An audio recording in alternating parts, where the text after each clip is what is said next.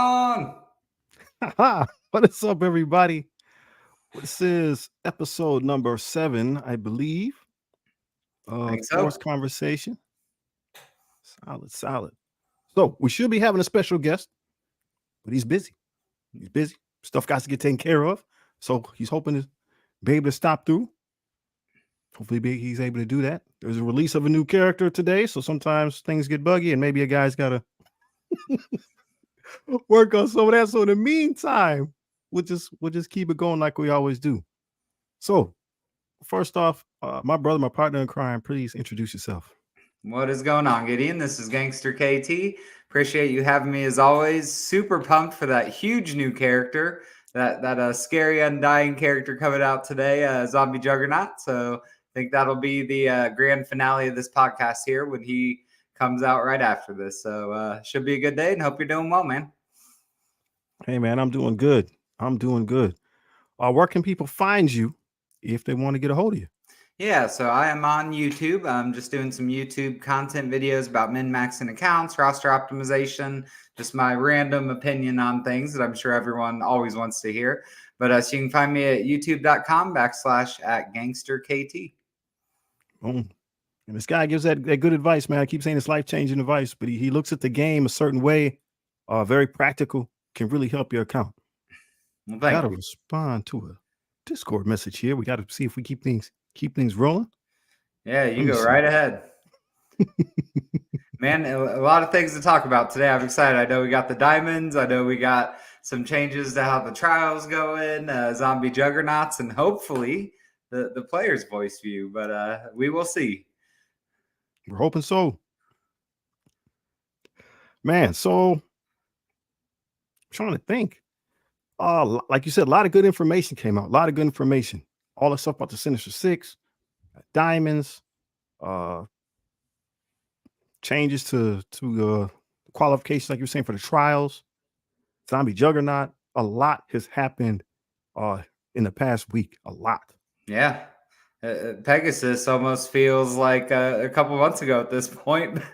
We haven't even had the event for the last character yet. We're still in the middle of the one for the fourth character, but I think people started getting that raid team and checked that box, and now they're on to what's going to come next. Like, I don't know how it's going as far as Pegasus even. How many of them do you have? Do you have them all? Are you having success in the incursion? Yeah, so I've still been in general buying one offer of each new character. I've always felt that that's the best you can really do with your money in the game, outside of some of their like mistake offers where they give way more than what they intended to. So I do have all the characters unlocked, mainly at 3 or 4 star now. Was able to get not zombie. I have zombies on my head right now. Was able to get Iron Man up to 5 star. And then I really wanted to set a line to take them all to T14 level 75, with the exception of Kestrel, who I do have maxed out.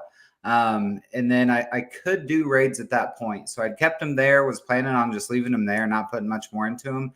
But then when that event came out to take them to T15, I did want to be able to get those rewards. So right now, Kestrel is maxed and the rest are sitting at T15 level 80 and doing everything that they need to do and more. Awesome, man. Awesome. Kestrel. Yeah, the reworks to Kestrel were significant. She's so amazing. I'll tell you what, though, I don't know. I hope others have had different luck. I tried taking her in on the skill node just for fun because I don't have my invaders that big. And we went up to 1.4 recently. And I won't say I'm struggling on it, but it's definitely noticeably different with where my guys are. And she couldn't land anything on that node. I don't know if it's like focus bonuses from her team or if they have the skill nodes tuned differently than what the tech nodes are. But like I was doing her special, she couldn't land a single defense down on any of the guys in the skill node. It was pretty interesting and did not work. I'll say I had to go back to the full invaders team pretty quickly. I think that's the one of the rules. That was one of the problems I think with the raid. That's one of the rules that like either stops defense down or it falls off immediately or something like that. Okay, that would made it so you couldn't use Kestrel. Okay, well, it showed. Maybe I should have read those rules again. It's been a little while there. Yeah, it's been a while. No, but I don't have Ironheart. Don't have Ironheart. We're on difficulty 4. I'm trying. Like, there's guys that are saying they can sim it with the 4 plus like Kang or Doom. Like, I'm not able to do that. I don't know Whew. what's happening, but I'm able to, like, I probably just got to play it more. I was able to get down to like 6 enemies and start getting, I don't know. Once an ability block or something like that lands on rescue, Yeah. that's kind of good game for you. Yeah. So, But that Ironheart makes the world of difference, and it's the speed. I mean, you'll just be amazed. They don't even get to take a turn to get that ability block on rescue once you get that speed difference from Ironheart there. man. So I'm having some technical difficulties. Let me see here. We do have our guest, All right. but don't have any sound. Hopefully, that's great no facial fun. expressions then. Yeah, we're just gonna have to go with sign language. Let me see here. He can just react. We can make comments. He can be like, "Whoa!" or "No." Oh man. It looks like he's gonna try some more. So yeah, so I think to your point, and feel free to focus on that. I can just start rambling here, but I did do for a week or two those tech nodes, like you're saying with Kang instead Ironheart, and so I had a level 95 7 Red Star T18 Kestrel and a 95 7 Red Star T18 Kang, so as big as you can get, and they were doing it. I sure couldn't have autoed it. Like on 1.3. I was struggling playing it manually, but it was better than what I was having to do before I had that Pegasus. So it was more reliable, but it was still tough. But again, Ironheart, it's a game changer. Like it's just over at that point. So easy. I'm jealous, man. Yeah. I'm jealous. I got her on the baby account. You just do? because with the thing with the cores, I got like a 40 drop or whatever, and then you had the 5 free claim. Nice. and Okay. It works. So I haven't powered her up yet because, like we were talking about before with training, Matt. So I'm still working on Darkhawk, and Yep. then she'll be next. Not that again at the low level like that, I don't have a need for her right now. But That's what. If only you could give those shards to a Big Gideon, huh? that would be cool. That would be cool. That would be cool, man. So if there's a StreamYard expert in the chat who could shout out me on Discord, we got our guy, but I can't get him. I can't get any sound. Is he like showing up in the backstage? He just can't hear us, or you can't hear him? Yeah, I could see him. I could see him in the backstage. But it said like there wasn't any audio, and I didn't have a way to enable his audio, which is strange. I know when I'm joining, I'm sure you know this, but like on the settings under audio, that's where I go and like select my microphone instead of the default and those things. But I'm sure he knows how to do all that. So we might. Let's see what he says here. Yeah, because I'm not 100%. So what might happen is we might stop the stream, see if we can troubleshoot that, and then go back in. But just waiting to see what he has to say. Good deal. Well, no worries here. Oh, outside of that, I'm trying to think. I know it's not a fan favorite, but the blitzing. The blitzing for Darkhawk. Did you unlock him? I did. I did buy his 100 shard offer. One of the new characters offers. So I unlocked him, and then I got pretty lucky. There was that big downtime, and we got all those free blitz milestones because I just wanted to make sure I could get to the event piece. and I was able to get there. I spent quite a few power cores to do it, but just took this blitz event off. I did the last one real hard, and just being busy at work and some things going on in life right now, just didn't have the time and didn't want to have that pull or be worried about it. So I just said, fine, I'm going to be fine with where I'm at. I'm not doing it. I have them unlocked and left it there. And really don't need those extra shards, at least where I am with them in the raids right now. Like that'll probably change months down the road. But for now, I'm fine with where he is. So. No, that's important. That's important. They say they're going to be farmable. So Yeah. they're going to be farmable. It's better to have fun than, like, I unlocked him, and I like blitzing. I unlocked him, and I was slowed down. Well, good for you. So, and that's free to play, right? Like you didn't buy his offer, you unlocked him just through the blitzing. Mm-hmm. Yep, Good, it was good just for you, man. through the blitzing. So What's let me going on, see. Jack? Jack is in the house. Jack is in the house. Appreciate you joining us again, man. Always a pleasure. We're having some technical difficulties with EvDog right now. We're trying to work through, but we'll get going here shortly.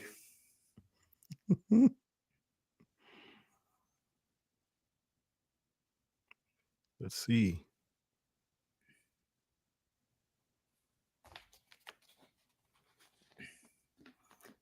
BPG, what's going on, man? BPG. Know that cat? Positive geek. Welcome to BPG. Oh, man. Well, I don't know I like grinding for success. Like if that's a thing, if there's a way to do that, I don't. It's kind of like a marathon, right? I don't know if I know there are people that like running marathons. I'm not one of them, but I get that ability to grind for success. If there's something I can do, then I like it. If not, right? If it's out of reach. So again, that's what, some of the adjustments to the game, if they put the limits on there, when people do the math and they say, this is like as far as you can go, I like to know that's the goal and I can stop. That point when you can stop is always great with blitz events. That is a 100%. reward. That's fair. 100%. Yeah, I don't know about him, Jack. I don't know if we should trust people who like blitz events. So we'll have to see. Oh man, Geek, where are you from, bro? As far as the game's concerned, where are you at in the game?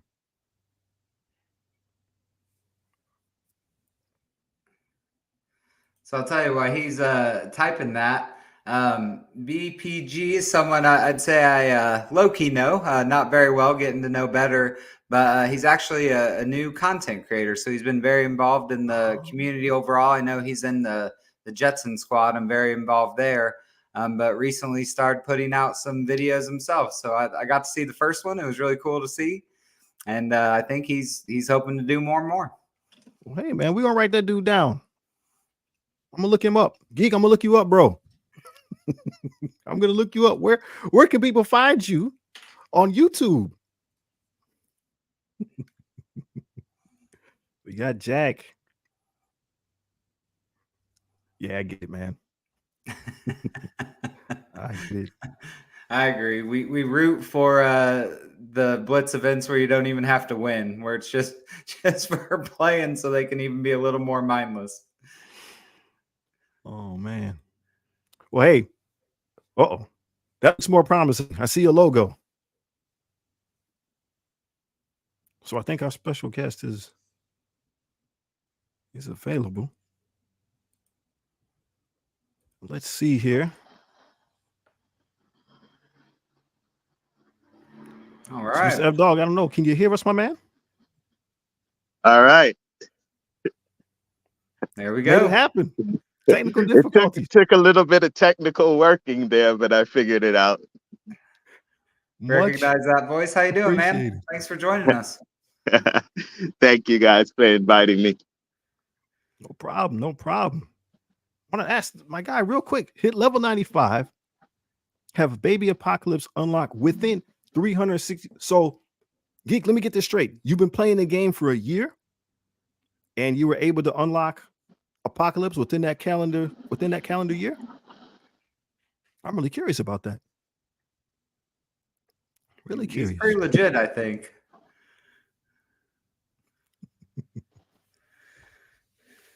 He said that's what he did. That is outstanding. Oh man, bro, we got to talk. We got to talk. No, I'm super curious about that. 100%. 100%. But hey, since we got a special guest here, we got EvDog. He's in the house.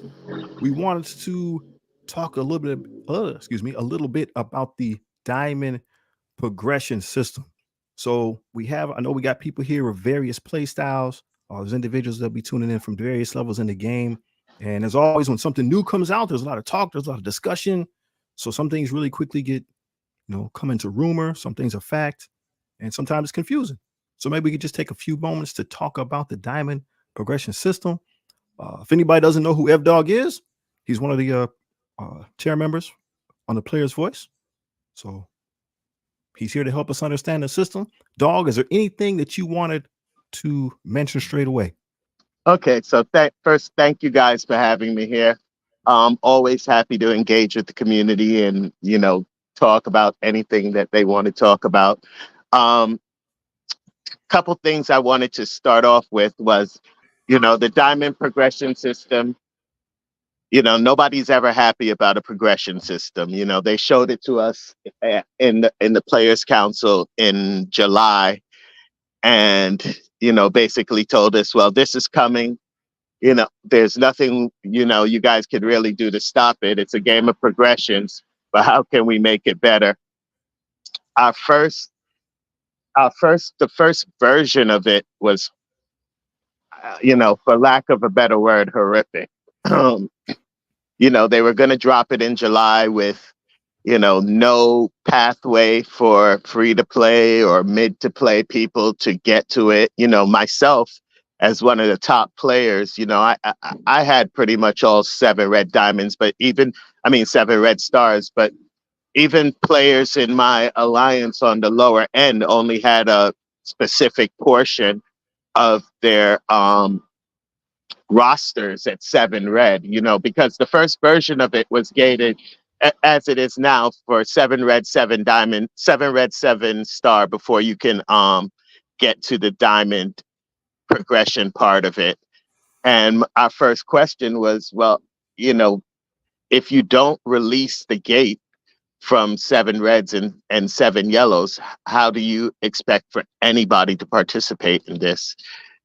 So we took it from there, and it took us it was surprising that they listened to us and actually moved back their drop date and took a longer look at it. But it was, if anything, I would say that was honestly the most surprising thing that happened, because in all our dealings with Scopely up to that point, they never really go back on what they want to do.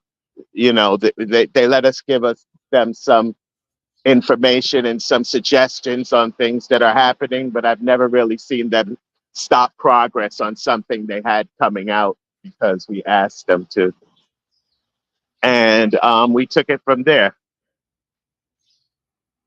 That's a great sign that they're seeking that feedback a little more proactively, first off. And EvDog, was part of that feedback the reason, do you think, why we're seeing so much more availability of red stars right now? Like those, $20 offers for, I think, 3,000 of them and the new raids? Well, absolutely. I mean, the first thing we told them was there was no pathway for free to play players. So we tried to explain to them that we thought that because of the way that they set it up to that point, right, which was, they started to bring out characters, they started to make the characters more powerful. So, remember back in the days, you actually needed your character to be at 7 yellows for it to really be optimized. But once they made a certain shift, I would say about 2.5 years ago, you could really start using your character at 3 or 4 stars. So the majority of players stopped at about 5 5 yellows. Like, and things were coming out so fast that who has time to if you're not a spender spending right from the beginning, who has time to bring anything to 7 yellows? You know, most things are stopped at 5 and you're on to the next thing that's supposed to be good. So I was like, this is impossible. Everybody, maybe 20% of their roster might be at 7 yellows. And, you know, the ones that they have at 7 red, you know, 15% of that is luck. It's like Mantis and, you know, a bunch of stuff that you don't want to bring to Diamond. So they took that into consideration. They looked at their stats and they went on a very big plan that I really like to populate the 7 reds. They started with the paying people, as they always do, because as we know, Scopely's a business, so they're going to first pay attention to the payers. And they dropped all the prices of the 7 reds. They started giving, I think everybody started seeing the offers being flooded with, you know, I won't say cheap because nothing in this game is cheap, but at least presentable offers that kind of made sense, you know. Like And then 99% discounts on those, or 95%. I mean, huge change. Like, yeah, I mean, that's what it should. That's what it should be. I mean, I personally think, even though it's another conversation, that the economy for this game is totally gone haywire. But that's another conversation. But and then they brought in the free-to-play version of getting to the 7 reds with the incursion.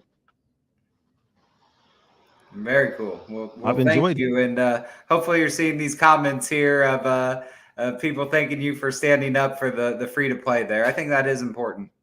You know, one of the things I wanted to say in terms of the movement, you know, I see some people saying that there was always a lot of talk that the movement was basically a Kraken movement.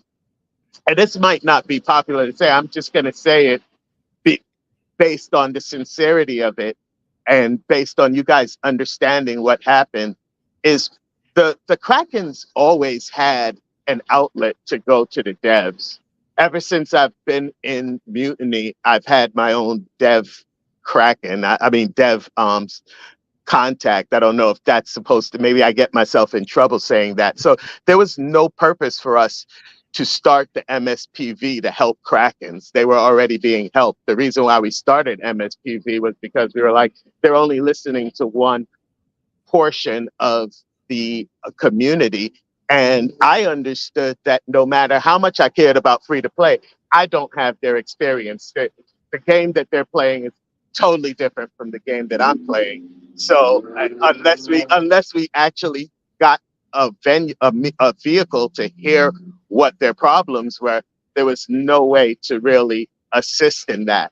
So, you know, I just wanted to put that out there because I hear a lot of people saying, well, we're only going to take care of Kraken issues. That's the exact opposite of why we started MSFPV.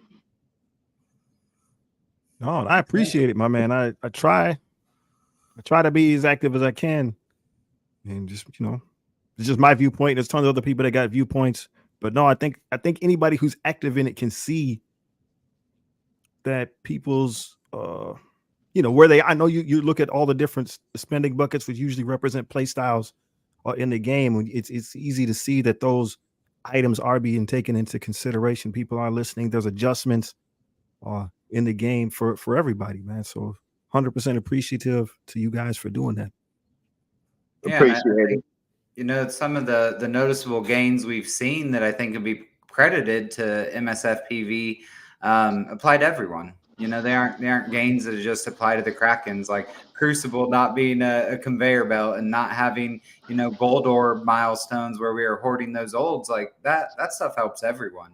Yeah, the gold was the first thing we tried to address, the gold, and then and we tried to address the leaderboards, although that backfired on us, you know, but we learned a valuable lesson because, you know, sometimes we were kind of listening to everybody saying, hey, these leaderboards are really bad. So that's exactly the way we went at it with Scopely, but we didn't really foresee the fact that they wouldn't really populate those rewards elsewhere. So now every time we deal with them, we don't just look at what we want, we look at the consequences of what we want as well and try to address that too. No, it's a give and take. And that's just part of the learning process for everybody and everything. That's good. That's good.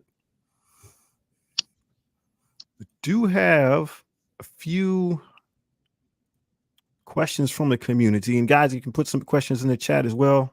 So some of these were ones that we looked at beforehand. Now I got to find them. I'm not super tech savvy, but we'll start. We'll start But you saw here. how long it took me to just get on the screen, so we're both in the same place. Hey, but that's the thing, man. It's like love for the game will help you to do stuff. It'll help you to do stuff, man. So we got Jack, who I know is in the chat. Oh, he's about to go. He says he's got to go. He wants to ask you about this question, though. He wants to know about your opinion. He says it seems as though the free-to-play path is getting slim. And he also wants to throw in there training mats need to be addressed by the voice. It's ridiculous. Now, this is from a new player perspective. So Jack, I don't know what his level is right now, but we're in Doom First Strike in this particular alliance.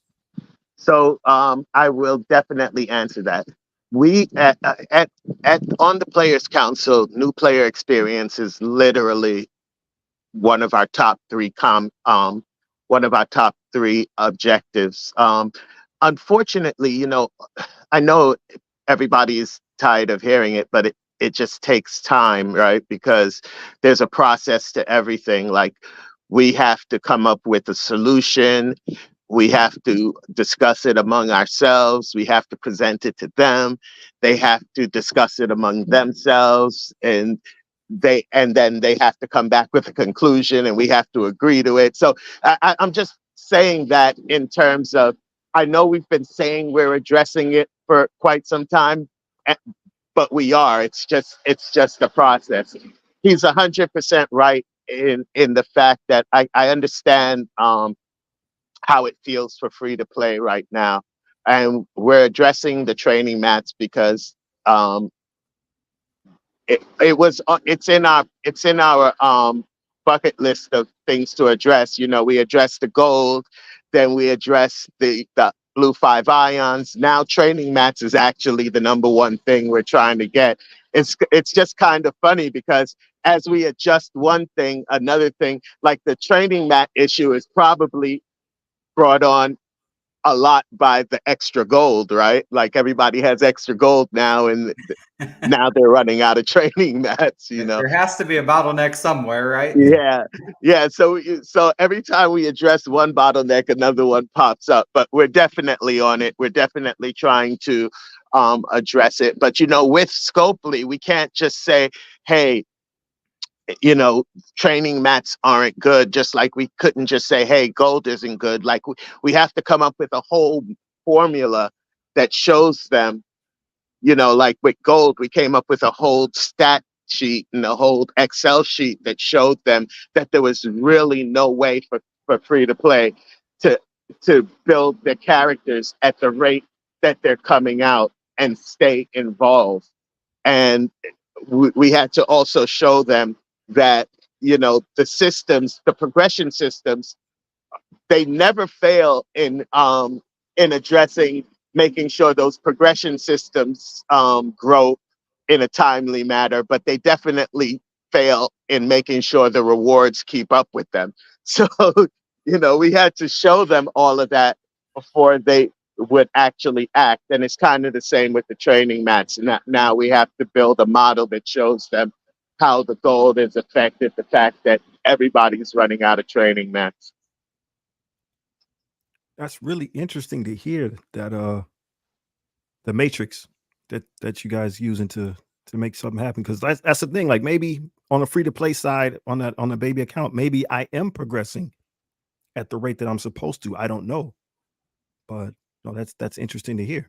Well, that's one of the first things we asked for Scopely to do that they actually did, which was give us an example. They brought in some of their people, some of the people that handle their economy, and give us an idea of how you expect what you're expecting, because we knew what we expected, but we needed to understand how they expected free to play to progress, mid spenders to progress, and big spenders to progress. Like we needed to understand where did they expect to see a free to play player at in with the amount of free to play materials that they had given.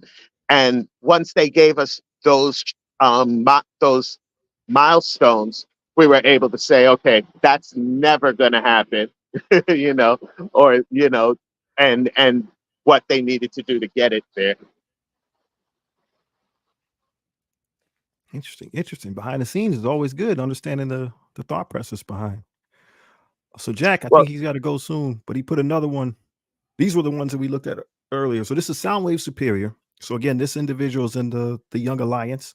We're doing Doom First Strike. And his concern, I think, is one a lot of people have, is the diamond system going to widen the gap between the whales, krakens, and the free to play?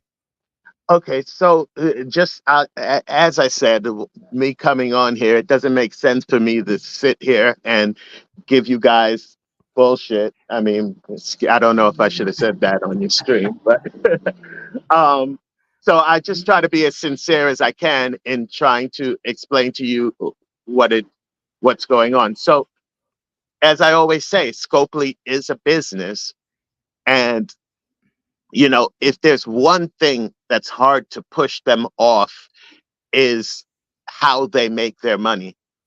And how they make their money is catering to spenders, right? So, I mean, it's just there's a priority of how they look at how they're going to address things, right? Like they're going to make their plans based on trying to get, heavy spenders and mid spenders to participate, and then they're going to bring up the rear with making sure that free to play can participate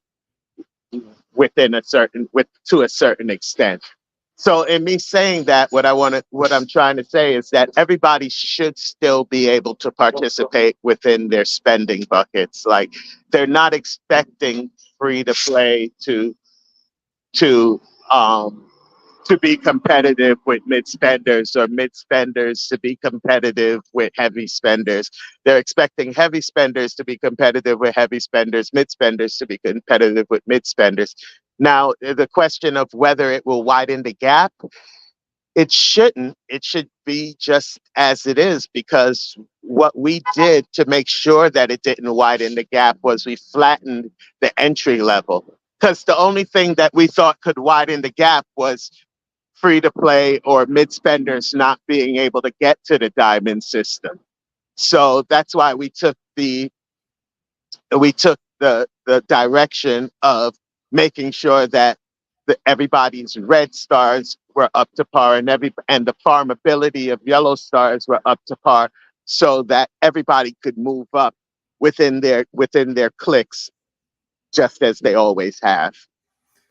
I hope that answered it.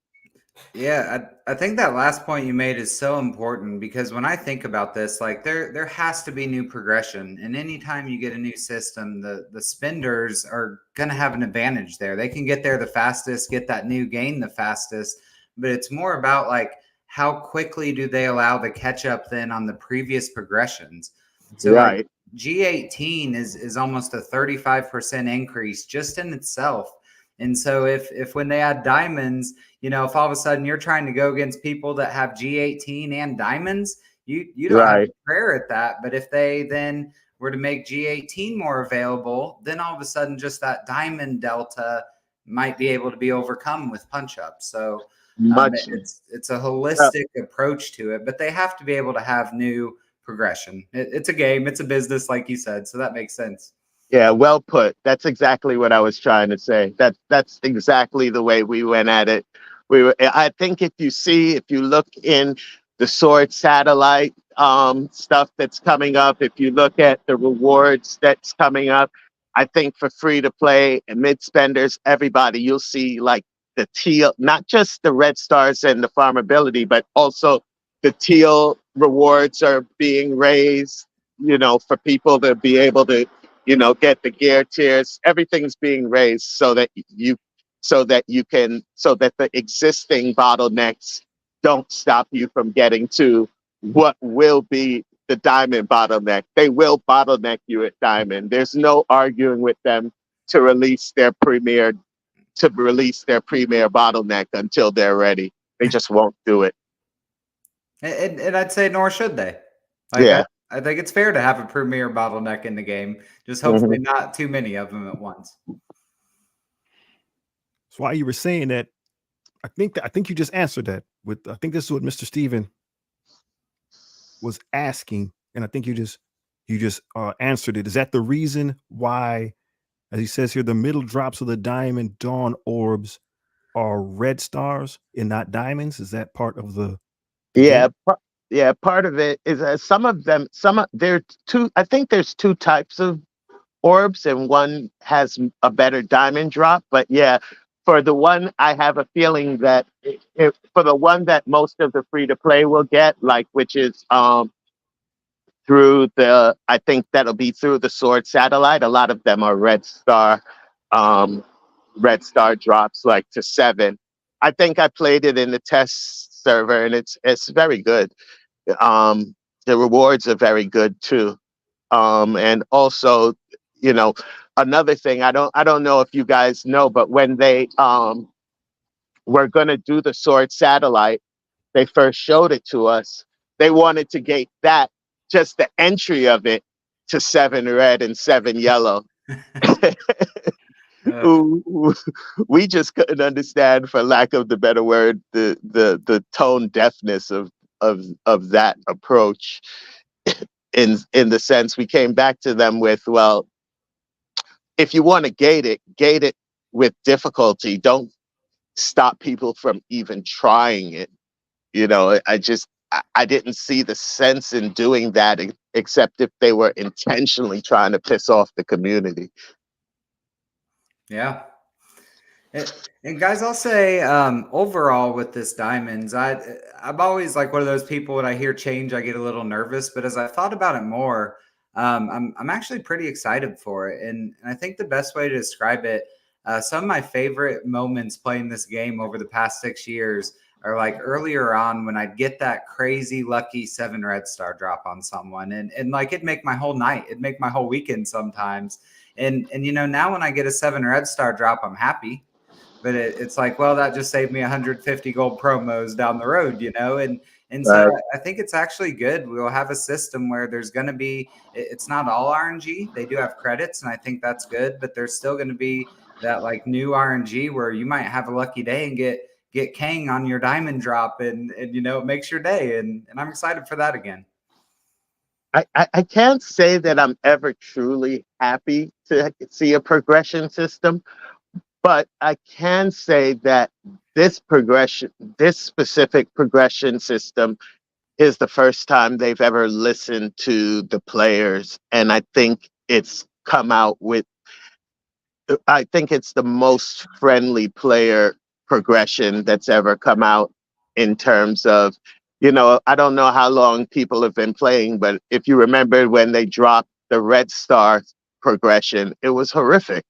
And if you saw how, like I said, if you saw how they intended to drop it in the beginning, it's horrific. Like, they don't, thank God they're now listening, and, just little things in terms of not dropping a bottleneck on top of 3 other bottlenecks is something that we can say and they'll listen to, just helps. Yeah. Well, cool. 100%. Time will tell, but I'm optimistic right now, and I think that's good. I think it's going to be a good system, and we will see. Absolutely. And 2 more points from the new guys. So this one, who's this? Hexito. So Hexito is, I don't know if you can see. So Danger Zone, we'll say Danger Zone 1999 there. So we had a new player account. It was successful. People started coming into the alliance. So Danger Zone there split off and made the second new player alliance. And so these are from the gentleman in his alliance. So they're a little bit, I think they're just starting Doom First, right? So they're a little bit behind us in progression. So that's their frame of reference. So we got Hexito. So he's asking here, are the red stars going to be required for events like legendaries, new raids, dark dimension? No, etc.? we not anything that I've seen so far. But I can promise you, every time that they come out with, we're going to gate something behind red stars, we push back on that. And I think with like I was saying with the Sword Satellite, where they tried to gate that behind 7 red and 7 yellow, I think we made it clear that it's a really dumb idea. And I think they heard us. Who knows with Scopely, they could come back and try it again. But I think it was really clear. Like we literally said, how many times does the community have to say this is a bad idea before you stop asking us? So I think that they've taken the viewpoint now that they won't be gating things they won't be gating things behind red stars or 7 yellow or anything like that. If there's a smart player who can um who can bypass the difficulty level of what should be 7 yellow, 7 red with 5 red and 5 yellow, why not at least let him try? Gate it behind difficulty, gate the events behind difficulty. Don't gate the events behind, you can't even try if you don't have this. EvDog, you just made my day. I have to go off on this for a second. One of my biggest frustrations right now in this game, I feel like it is starting to go more towards where the rewards are collection based dynamics as opposed to like combat based dynamics. Mhm. And you just said it perfectly. It's like right now with this Pegasus event where it requires everyone to be T15. Like, why can't they just make it so the difficulty should require that for most people? But if you can tweak your roster and put in the time to do it with T14, still more power to you. Like, I Exactly. want to build my characters to optimize combat and to be good, not to have them to a certain level just to be able to do something. So thank Yeah. you. Yeah. I mean, it's a tough conversation with them because, as I said, you're talking to a business. We're not talking to a government that cares about the welfare of the people and being fair. We're talking about a business that only cares about making profits. And I understand that. I'm a business owner myself. So I think part of the reason why they deal with us is because we do take into consideration that they are a business. But just like any business and any organization that runs on making money, if you don't have a safeguard, they will overstep. So that's where I see the MSPV and the Players Council's job. It's not to not make them make money, but to keep them from being overly greedy. Yeah, the watchdog group, right? Yeah. Keeping them in line. We got ZKG in the house. What's going on, ZKG? Thanks for watching us, man. 100%, man. 100%. We saw Pathfinder earlier. Didn't want to interrupt the flow. Pathfinder is also in the mix. What's One up, more Pat, small if he's question. there? Hope he's around. I think you had answered it as well, EvDog, but there was one more from the Little Guy Alliance. He was wondering, are diamonds going to be a requirement for the next step of the incursion campaign? No, like I said, we're continuing to push for it to be gated by difficulty, not by any restricted, you know, elements of the game. I think what'll happen though is at the highest levels, like say they come out, they're due to come out with let's I don't think I'm letting out any secrets here because they do it every year at the same time, but I'm pretty sure we could expect like level 100 in a month or two, and we can expect a new raid in 2 or 3 months. I mean, they do it about the same time every year. I'm fully expecting that the difficulty at the highest levels will be tuned to diamonds and to level 100, but I don't expect them to say, "Hey, you can't you can't participate here without diamonds or level 100." Good. And that's maybe a slight change, I think, in the positive direction, but there was a little bit of that in the current raid. Still not with diamonds, obviously, but with Hmm. gear gating and those things. So Hmm. For sure. No, and I think that, I mean, I don't know. Obviously, you guys are seeing it a lot better. You have a lot broader viewpoint um, than we do. But I would assume it would be better for the game in general because that portion of the player base that is super hardcore and is all about the skill in the chess game isn't the player base as a whole. So I'm assuming, as I'm just making assumption that by gating it behind ability and not necessarily just hard requirements, you're only allowing a few people to get past your intended point. Well, I think the problem that they have in understanding this is I disagree. I think everybody in the game wants to play based on skill and all of that. But I think that they also have to take into consideration something that we don't, which is how do we make money off this? Everything that they do, that question comes into play.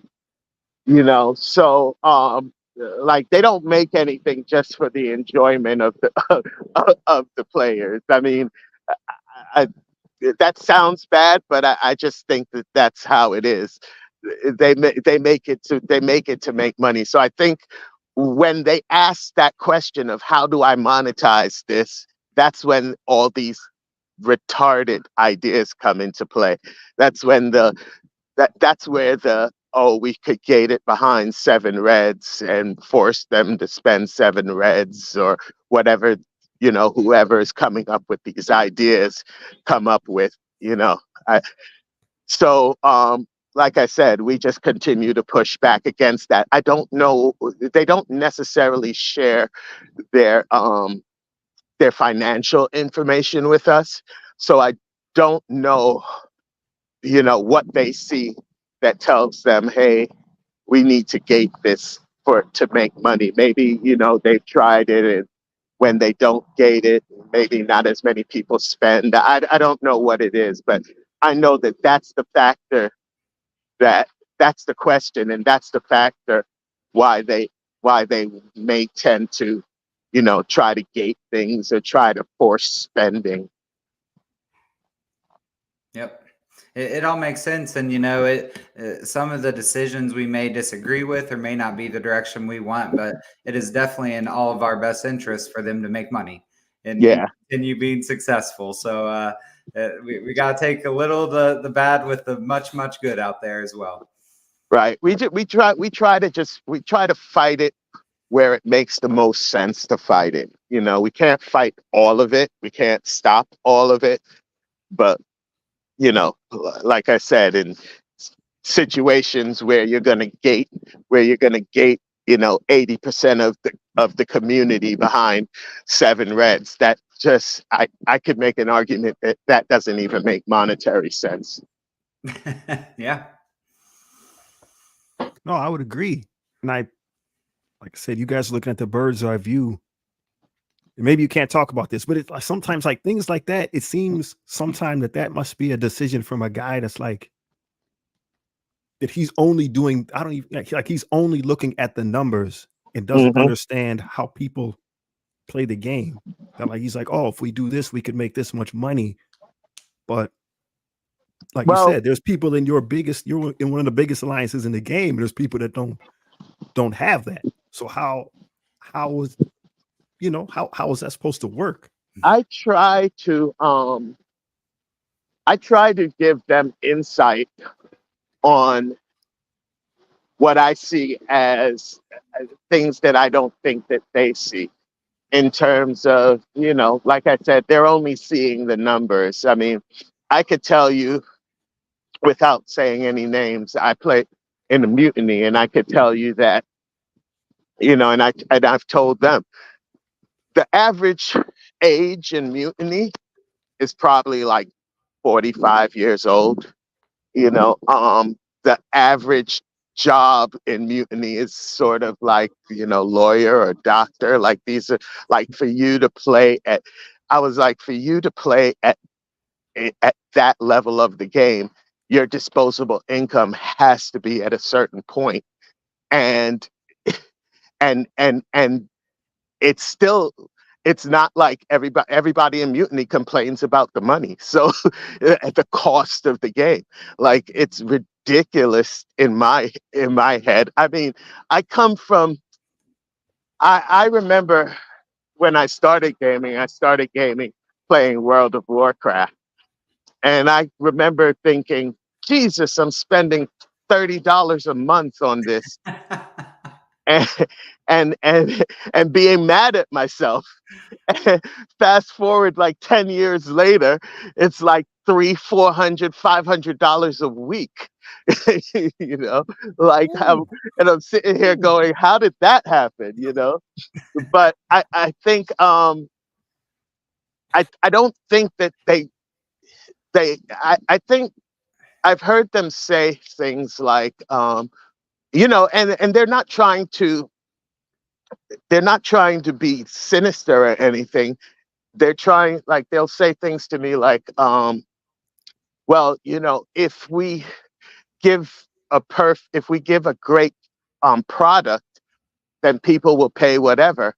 And I understand that, but I think that they've surpassed the point of where anybody thinks paying for a game makes sense. you know, like, I think they have to cut back a little. I think no matter how much you make at this point, it's a little expensive. You know, maybe push a little bit more into making the game competitive from the middle as opposed to from the top. Like, I think when I first started playing the game, it was totally feasible to play at the highest levels of the game and not spend an enormous amount of money. Like, so the top end, or what you would call the top end of the game, had about, you know, 20 to 25 really competitive alliances. You know, I think the fact that the cost of the game has gone up so much, like, at the very top of the game now, you have like three, you know? I don't know if that makes any sense. Well, I think it's reflected in the power numbers too. I remember Mhm. it seemed like a few years ago the top account was maybe 10, 20 million higher than me, and now that's quickly 40 or 50 million. So Right, I think that reflects exactly what you're saying. right. So I think if they really, I think maybe, not that they'll listen to me, but the the move here is to go back to that, where, everybody, if you spend $150, which is still a lot, but $150 a week, and you could be competitive, I think a lot more people would, because I think a lot of people now go, well, I'm not spending $400, so I'm not spending at all, because I'm not, if I'm not going to be competitive, I'm just going to be casual, right? Mhm. Yeah. I agree I with think that. it's fair. If they're spending money, they want to be able to keep up. They want to be able to, compete with the Krakens and be in Crucible brackets with them. And I think that's a fair point. It's kind of an all or nothing. Yeah. So yeah, we're closing in on an hour. I don't want to dominate your time. It's usually about where we go. Unless you want to hang more. I have one very quick question for both of you, if you don't mind. Rapid fire here, because I've been excited for months for Zombie Juggernaut when we get off. So curious of Gideon and EvDog's opinion. Will he be great, game breaking, good, or disappointing? I played him in a test server. I mean, I don't want to force anybody to get him, but I think he's the most exciting thing I've played from them for a while. It's a great tune. Very good. And if you don't mind, was that at high yellow and red stars, or did you do the same at lower? Well, yeah, I did play him because on the test server you get him at 7 yellow, 7 red. So in all fairness, I don't know how he plays at 3 or 4, but he definitely was great at 7. Like, yeah, I mean, I was using a 3-man Undying team to kill Skrull teams. Wow. Okay. Nice. Well, I have an aversion to the supernatural. So my zombie will stay at the bottom. But I'm hoping to take all that resources and put him into the Sinister Six when Yeah, those, he's cats come in the a game. great character. I will also add that I think that their actual it's a catch-22 because their kits are so much better now, but I don't know if I'm the only one that, kind of wishes for the simpler days when I didn't have to read for 20 minutes for each character. Like, there's no way for me to remember how these characters work anymore. Yeah, agreed. Well, it's a challenge. I think in my brain, I think it was Mr. Sinister, maybe was like the first dude that had like a wall, like his passive was just like insane, and even Yeah. like, man. Yeah, now they don't fit on a screen. You have to scroll to be able to read everything. Yep. Man. Well, guys, this extremely entertaining. EvDog, really appreciate you joining us here. I think your view and just want to thank you also. First time getting a chance to talk to you and extremely optimistic about what you guys are doing and really makes me more excited for the future of the game. Also wanted to thank our guest here today, BPG, Mr. Steven. You had a bunch of great comments, bud. Pathfinder, ZKG, Jack, as always. So just appreciate everyone here. Thanks for having me on, guys. No, thank you. I mean, this is crazy to come hang out with cats like us, man. I mean, we reached out to Scopely since the beginning, so they didn't send nobody, but we got to see the member of the player's voice wants to come out and help clear it up for the little guys, man. Thank you so much for taking the time. Have a good one, guys. You too, my man. You too. Hey, one more quick thing. If individuals want to get involved in the player's voice, how do they do that? I would advise everyone to please join the server and be active in giving your comments in the server. That's where we get all our inspiration from. That's how we understand what the community wants. I mean, I know sometimes it may seem like people are yelling into a void, but we really do read everything that people are saying, and we take it all into consideration, from all the buckets, from all the spending buckets. So I don't know if you have the link, Gideon. If you put it in, everybody feel free to join MSFPV. We're happy to have you. We're happy to hear your voices. That's the whole purpose of why we created it. I will definitely put the link in the description. I'm not savvy enough to throw it in the chat yet. But I'll definitely get it in the description for sure. And we 100% you coming out with us today, dog, for sure. No Thank you so problem. much. Thanks for having me again. And thank the voice for the members. I know there's a lot of people working hard. So please take our thanks back to them as well. So hey, everybody, we're going to stop the stream here. Hopefully you're enjoying your day. I don't know what the weather's like where you're at. It's raining out here. So I guess I'll be doing some more inside stuff. But make sure you guys are taking care of the more important things. Take care of yourself and your family. KT, anything you want to say? Nope, just again, appreciate everyone joining us. Gideon, thank you for setting this up, getting the questions prompted. One of my favorite parts of my week here doing this with you. So I love talking about the game. Fascinating conversation today, and looking forward to the next one. 100%. You guys take care of yourself. Take it easy. Take care, everyone.